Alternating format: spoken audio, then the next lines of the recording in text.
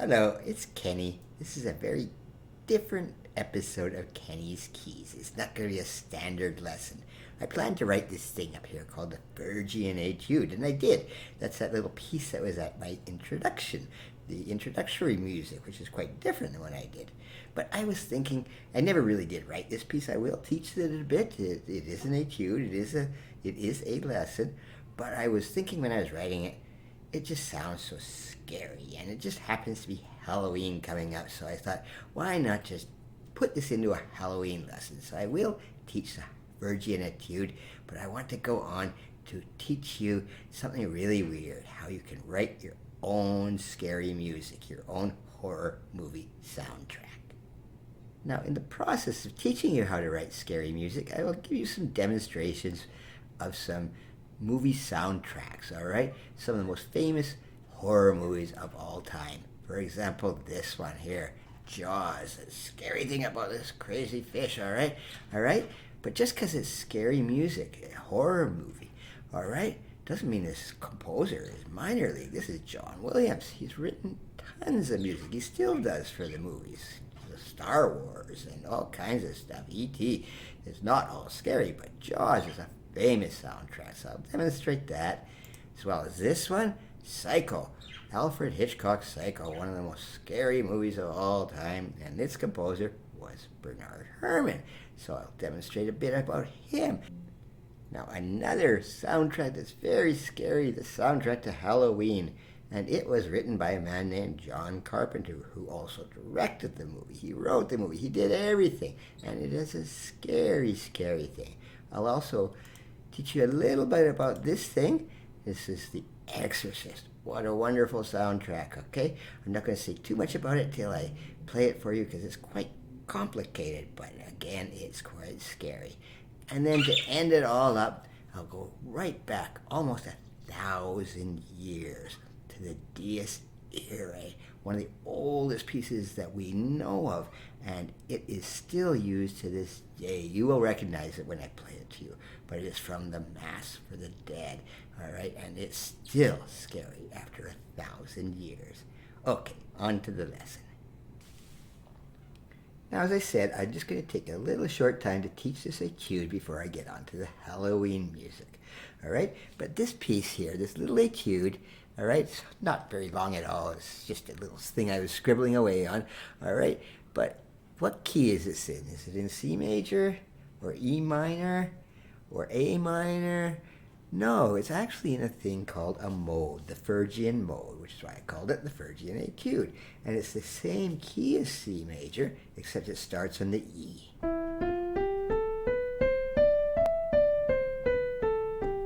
Okay, whereas the E minor scale would sound like this.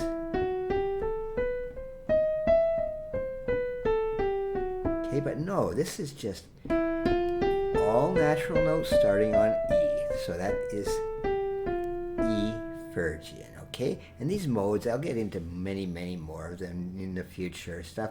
They're used a lot in Gregorian chant, but you'll see them a lot in horror music too. But anyway, here is just a very simple right hand melody I put out there.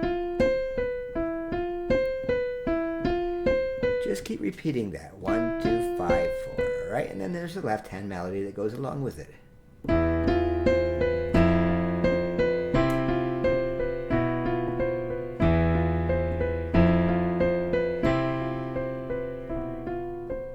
You can already hear that that's a little bit spooky, okay? The Phrygian Mode is known for being dark and spooky like that.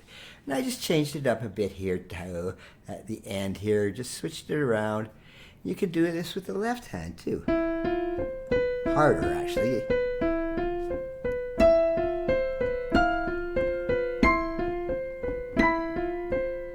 Right? Quite a bit harder. All right. The other thing you can do with this thing, these are just exercises, as I said, with an etude. You just want to, they're just used for physical exercises, known as studies too. But you could also do it this way with the same right hand thing, but pass the left hand over and play the melody there.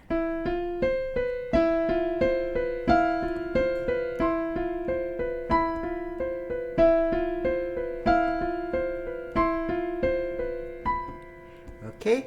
It's just very simple. Just fool around with it all you want. Just remember that is a physical melody. But what I want to mention for why it's sounding so spooky is these little minor seconds. And these are, the whole melody I wrote there is just all minor seconds. A minor second there, and a minor second there. And this is going to be so important when you're in the little examples I'm going to give you here, starting with the very first one, which is Jaws, but I'll get to that in a second. The other thing important with horror music is you'll see the repetition. You'll get lots of repetition in scary music. It just builds up the suspense. But enough of this silly little etude. Practice it if you want to get the physical skills together. But on to how you write your own scary music. Now, the theme from Jaws by John Williams is a great example of using those minor seconds. In fact, the whole theme is a minor second, all right?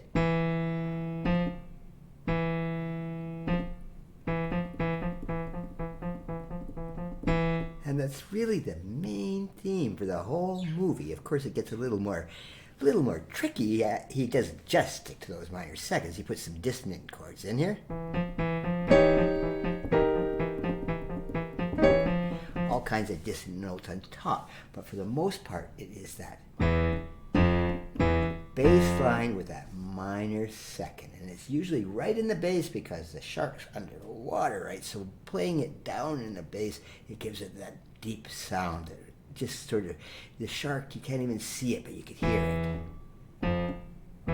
Okay, quite famous story when Steven Spielberg, the director of Jaws, was talking to John Williams. He said, that's it? You wrote a whole score on 2 notes, and guess what? Those 2 little notes was all it took. Now, the next piece I want to approach here is Psycho by the composer Bernard Herrmann, who wrote all kinds of soundtracks for Alfred Hitchcock, who wrote some of the scariest, directed some of the scariest movies ever, right? And this piece is way back from 1963, scaring people way, way back, all right? And again, repetition and that semitone thing is absolutely in this piece, except instead of separately like it was in Jaws, Mr. Herrmann just plays those together. And it just sounds so scary when it's a shower scene, just nasty thing. I'm not going to describe it at all, but all you hear is this. But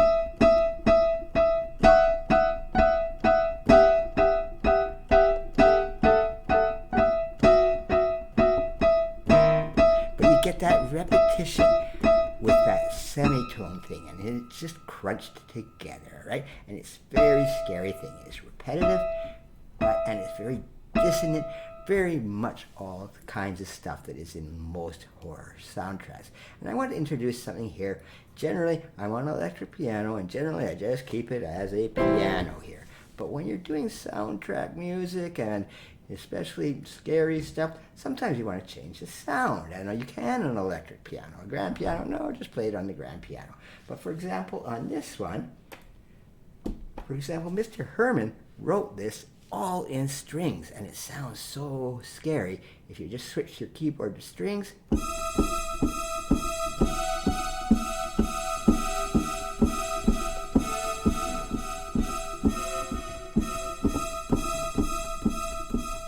just gives it that much more spooky sound. Now onward to John Carpenter's Halloween. This one has a very haunting, repetitive right hand. And there's that little minor second at the top there. Okay, it's always sitting in there sometimes, all right? It's just a very important part of horror music. But when you put it all together,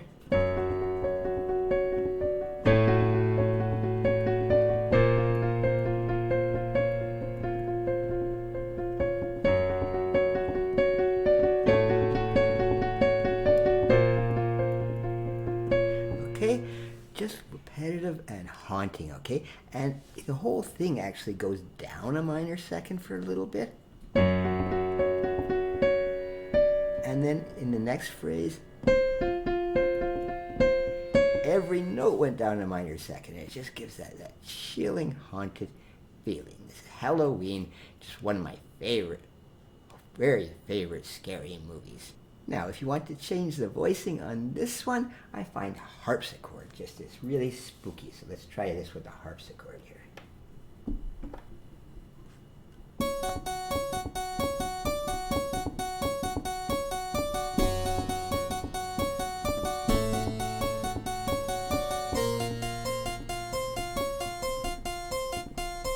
Well, very scary. And I think that's kind of more the sound that was in the original soundtrack. Now, the next piece, the theme from The Exorcist, was by a guy named Mike Oldfield, who did not really write it for the movie. He wrote it as an album called Tubular Bells, but the director, William Friedkin, liked it so much that he said, Mr. Oldfield, if I put this in my movie, you'll make lots of money. And so that's really what happened. Yes, Mike Oldfield was quite happy to have this as the theme from The Exorcist. And again, it is very repetitive. It's very modal too, okay, like my little etude at the start. Now this melody is very haunting and repetitive.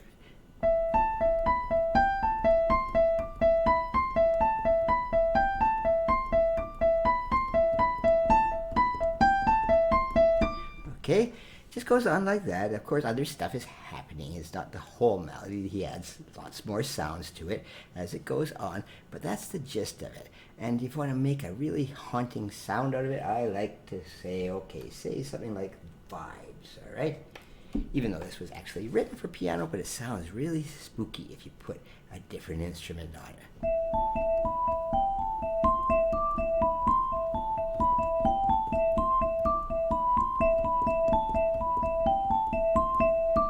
Just quite scary. Now, the last piece I want to approach today is the Dies Irae, which stands for the Wrath of God. This is from the 13th century. It's from a Mass of the Dead, or also known as a Requiem. And it is a very famous old, almost 1,000 years this melody is.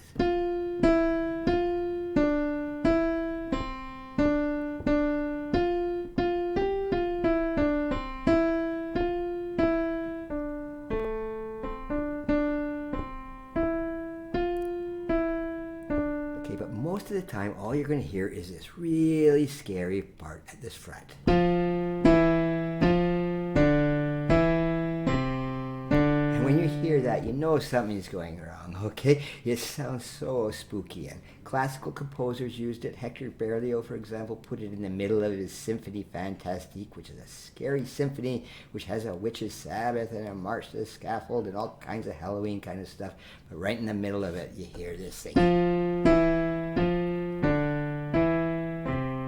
And it's been countlessly used in movies like The Shining, The Lord of the Rings, Star Wars. Anytime you hear that, remember this is 1,000-year-old melody, probably sung by monks, okay?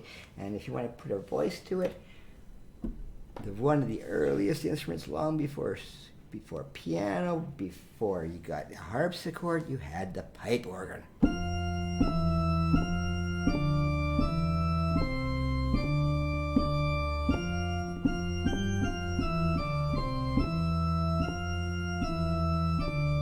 Sounds so spooky on an organ. If you ever have a chance to go to one of those ancient cathedrals which has a big organ, and if it's playing loud and scary music, it is just terrifying. Now those pieces are just scratching the surface, just an introduction of what can be done to write your own horror soundtrack. But just a few things, just to repeat again, use repetition. All right, and I was also mentioning, the semitones, okay? But you can also just invent your own chords. There's no limit to what you can do. All right, scary sounds. Just invent it as you go. You can write your own horror soundtrack so easily, but just keep it consistent. When you get a scary theme, remember to repeat it, because it just builds up suspense. In the meantime, that's the end of this silly lesson. Just have a nice, fun, and safe Halloween. Thank you.